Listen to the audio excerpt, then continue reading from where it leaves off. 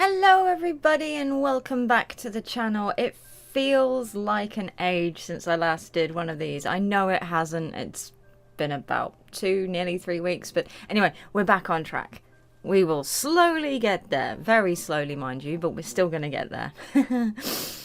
Anyway, how has everybody been? I have been pretty good. I'm feeling a bit tired and sleepy because sleep deprivation is a thing, apparently, even when you go to bed on time. But that's not what we're here to talk about today. Today we are here to talk about a requested video by my lovely Patreon James, who requested another art video. I know these are a lot of the Patreon requests, aren't they? It's really nice. But anyway... he requested that I just do a speed drawing video, and I had this one ready to go, and this one was requested by my longtime friend, I say lifelong friend, and associate that you've met in some of my videos, who sounds very, very similar to me, Outlaw Elfsire.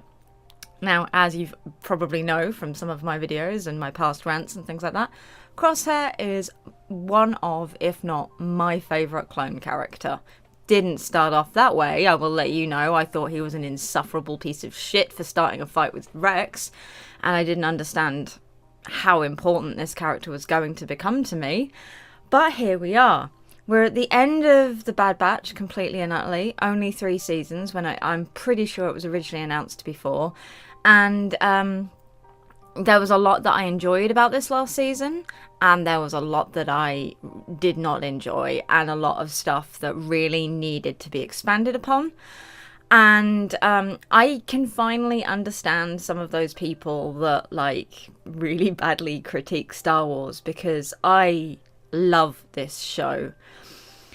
And the last season, while being technically stunning and beautiful, and there was so much poignant stuff worked in, it kind of fell flat on its face for me at the end. Now, I was one of those people that kind of knew that the Bad Batch was going to have a happy ending.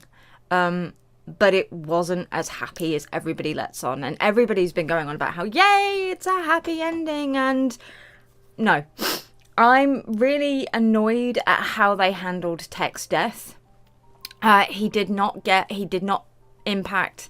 It didn't have any impact on the story. His sacrifice eventually meant nothing, pretty much because of his return. Now that's going to sound like a really, really warped thing to say, especially when I'm talking about Crosshair, but it's just the first thing that comes to mind when it comes to Crosshair. The writers originally said that because they eventually found out that they were only going to have 3 seasons instead of the scheduled 4.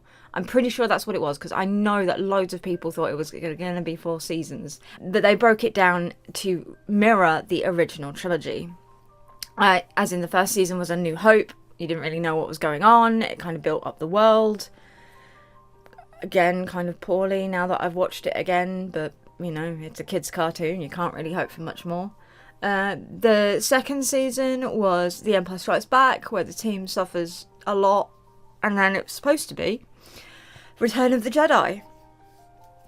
But what they forget is that this was supposed to be a story about the Bad Batch, the synonymous Bad Batch, and we never get the Bad Batch.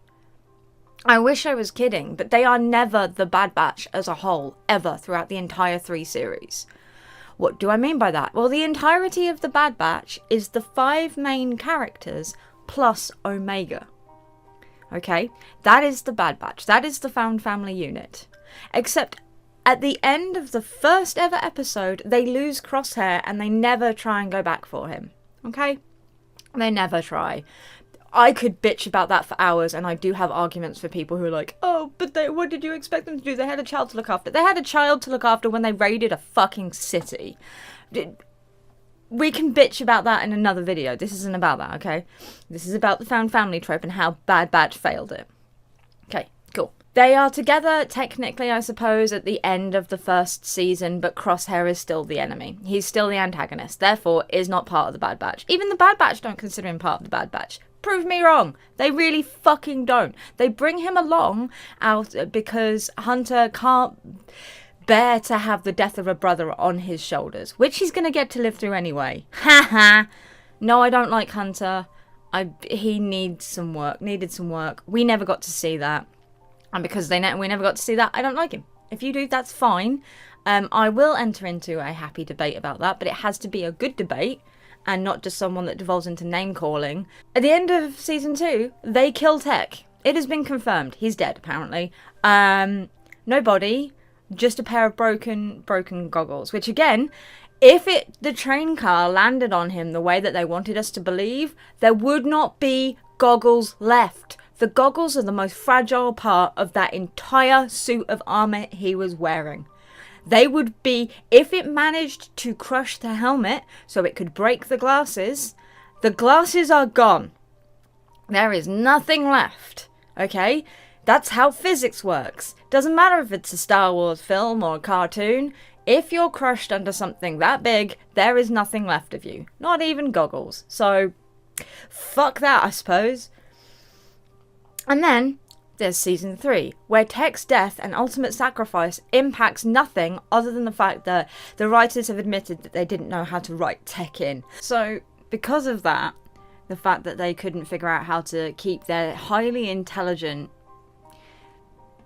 I want to say clearly autistic coded, but I don't get the feeling that they actually realised that that's what they'd done, character into the story. They just wrote him out.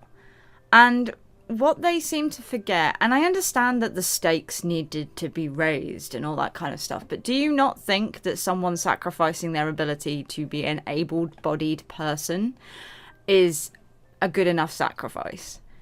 If you say yes to that statement, please think very, very hard about your like choices, because someone being alive but, you know, not fully able-bodied anymore, to me, is more of a sacrifice, because you have to live with your decisions, which is what everybody was complaining about with Crosshair. Like, they're going to kill him for his redemption arc, which thankfully they didn't.